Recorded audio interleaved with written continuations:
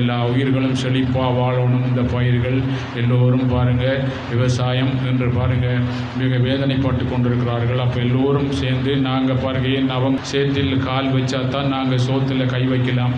அப்போ எங்களுக்கு பாருங்கள் சாப்பாடு முக்கியம். அப்போ இறைவனை தர்மத்தை சார்ந்து வாழும்போது எங்களுக்கு சாப்பாடு இருந்து சகல இதையும் இறைவன் தான் படைச்சி இந்த பூமியை இயங்கி கொண்டிருக்கிறவரை நாங்கள் அந்த இயக்கிறவரை இயற்கையை மறந்ததால் தான் இன்றைக்கு இயற்கை சீற்றம் கொண்டு எங்களுக்கு நேர காலத்தில் சரியாக செய்யக்கூடிய வழிகளை செய்ய முடியாமல் இன்று தத்தளிக் கொண்டிருக்கின்ற நேரத்தில் எங்களுக்கெல்லாம் மாபெரும் சக்தி வாய்ந்த ஒரு ரிஷிகள் சித்தர்கள் யோகிகள் வழியில் நின்று என்னோட சொன்ன அன்று தர்மத்தை சார்ந்து வாழும்போது ஒரு குருவிட்ட கேட்டு வாழும்போது உடனே அவர்கள் யாகம் பண்ணும்போது அசரீதியாவோ இல்லாட்டி உடனே அதை செய்விச்சார்கள். ஏனெண்டா கடவுள் எங்களுக்கு பாருங்கள் விண்ணுல கொடுக்குறதுக்கு இருக்கிறாரு.